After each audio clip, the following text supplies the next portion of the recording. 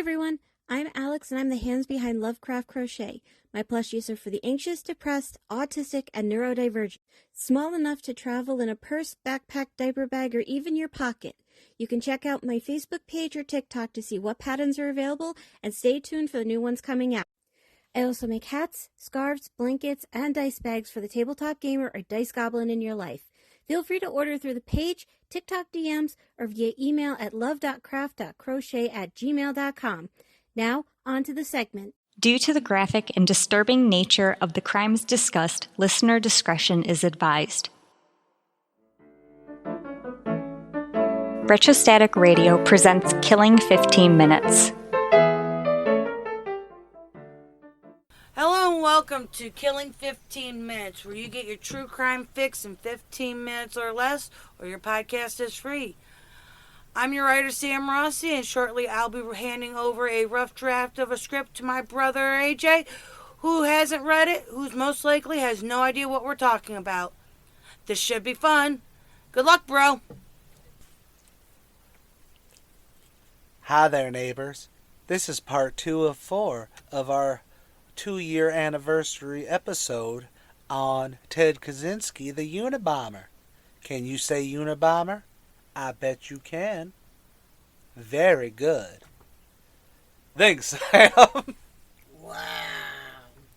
Yes, apparently I have become unhinged on these episodes and the previous episodes. In fact, you could probably map how I've suddenly become completely insane over the last 2 years. TLDR, he's very smart. He was a great college kid. He became a teacher. He then moved to Montana, where suddenly Fern Gully started happening, and so he decided he wanted to blow people up. On May 25th, 1978, a package with the return address of Buckley Christ was found in a parking lot at the University of Illinois in Chicago. Christ was a professor of materials engineering at Northwestern University. The package was returned to Christ at Northwestern. Knowing he did not send the package, Christ called campus police. Officer Terry Marker responded and opened the package. The bomb inside the box exploded, minorly wounding Marker. I thought the first one he had was a dud. He sent a dud, didn't he? Keep reading. Okay, you're right. Spoilers. Ted had returned to Illinois to work with his father and brother at a foam rubber factory in May of 1978. He was fired by his brother in August. It seemed Ted was writing insulting limericks about a female supervisor. On May 9th, 1979, a cigar box was left on a table at Northwestern. Graduate student John Harris opened the box and received minor injuries when it exploded. On November 15th, 1979, American Airlines Flight 444, a Boeing 727 flying from Chicago to Washington, D.C., made an emergency landing when smoke became known to the pilots. A bomb had been placed in the cargo hold, and due to a faulty timing mechanism, the plane had minimum damage. Authorities maintained that the bomb had enough power to obliterate the plane. The bomb had a barometer trigger and succeeded at catching mailbags on fire, which alerted the pilots to the problem. In a letter written years later, the Unabomber expressed relief that the airline bomb had failed, since its target had been too indiscriminate. In June 10, 1980, in Lake Forest, Illinois, another bomb was sent. Percy Wood, the president of United Airlines, received cuts and burns over most of his body.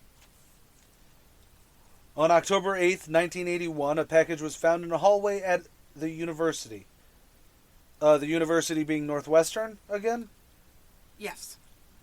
A return address of Professor Leroy Wood Burnson of Brigham Young University. Burnson was an electrical engineer. Campus police called the bomb squad in. It was defused. Computer science professor Patrick C. Fisher received a package on May 5, 1982, at his office at Vanderbilt University. His secretary Janet Smith opened the box and received burns on her hands, plus shrapnel wounds. July 2, 1982, saw engineering professor Diogenes Engel... I'm going to piss off some Greek people here. Diogenes Angelikos. Angelikos sounds... Sure. Receiving his own bomb at Berkeley. 3 years later, on May 5th... You'll edit his name so it sounds right. Or you'll keep it all in because you don't want to do that little fidgety stuff. 3 years later, on May 15th, 1985, graduate student and captain in the U.S. Air Force, John Hauser opened a package and lost 4 fingers and eyesight in his left eye. The bomb was handcrafted with wooden parts. June 13th, 1985, a bomb was sent to Auburn, Washington. Boeing Company was the target. However, this one was defused by the local bomb squad. 5 months later, on November 15th, 1985, University of Michigan professor James V. McConnell and research assistant Nicholas Swino opened a bomb. The package was addressed to the professor. The following month, December 11th, 1985, a bomb loaded with nails and splinters killed Hugh Scruton in the parking lot of his computer store. Salt Lake City, Utah, February 20th, 1987. A piece of lumber is in the parking lot of Gary Wright's computer store. Wright was injured when it exploded. Here in Salt Lake City is where the known Unabomber sketch, the hooded man with a mustache and aviator sunglasses, came about.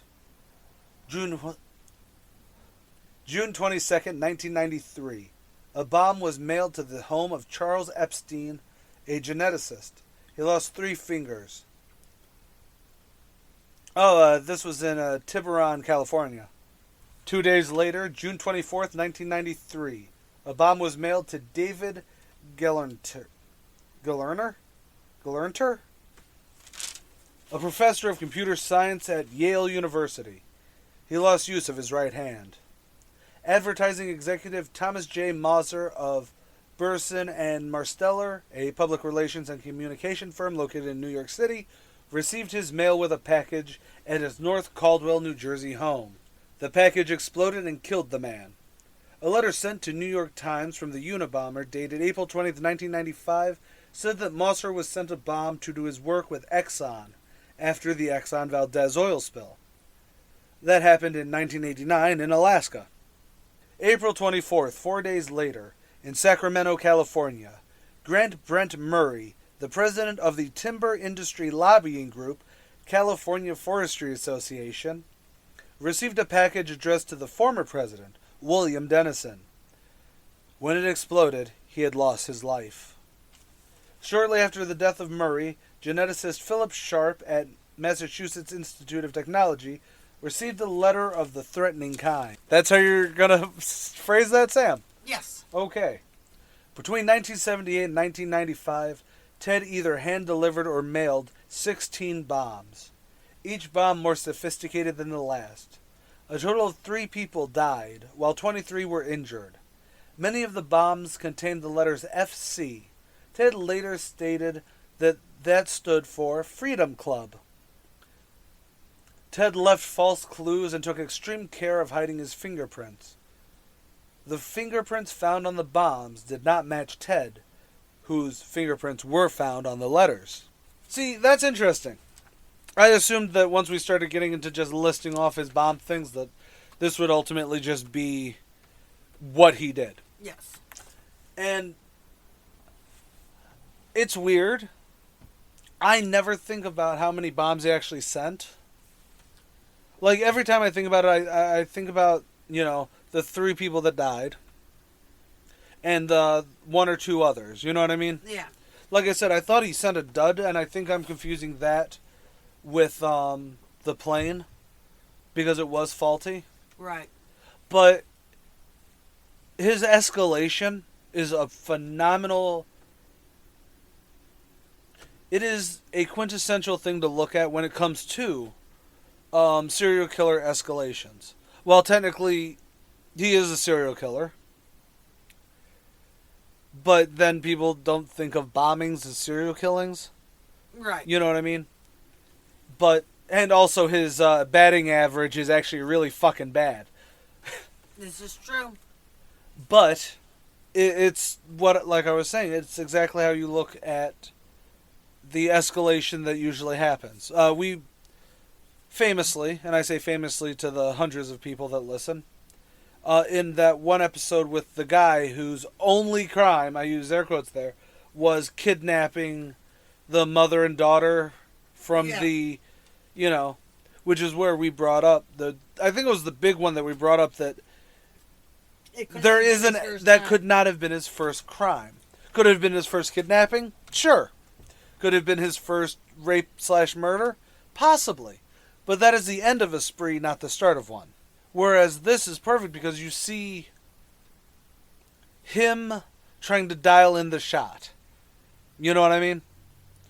Because by the end, he knew exactly how he was doing it. He was still very, very incompetent, though. And I feel bad for saying that because a lot of people, the Unabomber's the bomber. Either that or the Oakland A's. No, the Oakland City Bomber. Oklahoma City Bomber? Yeah, that one.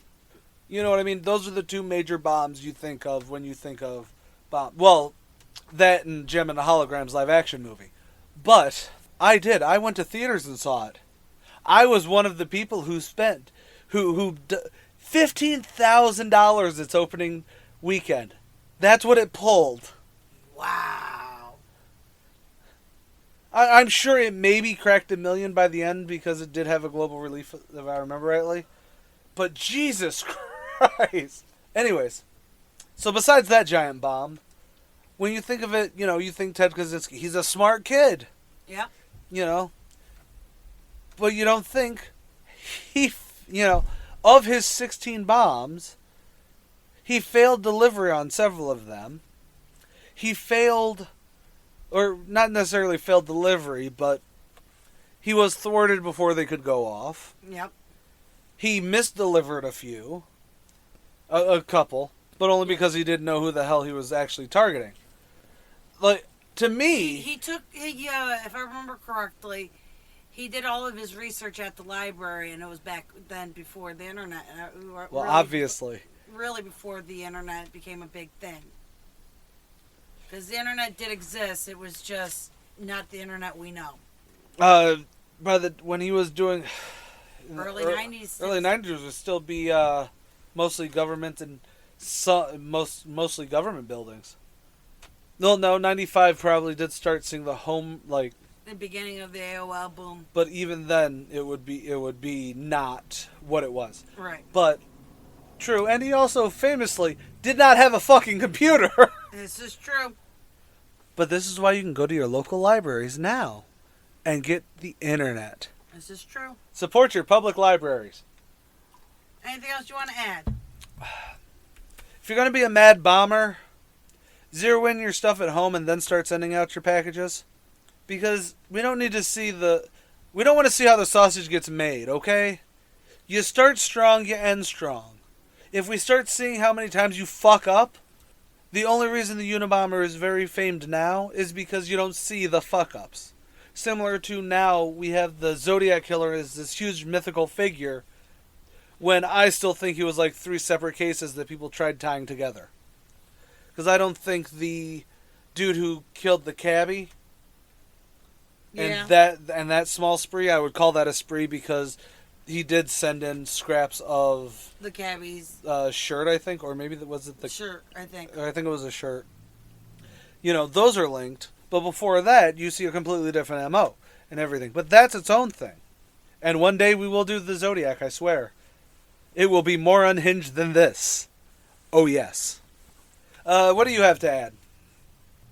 So far, nothing. We've talked about everything basically with these bombs. I will say, I do have...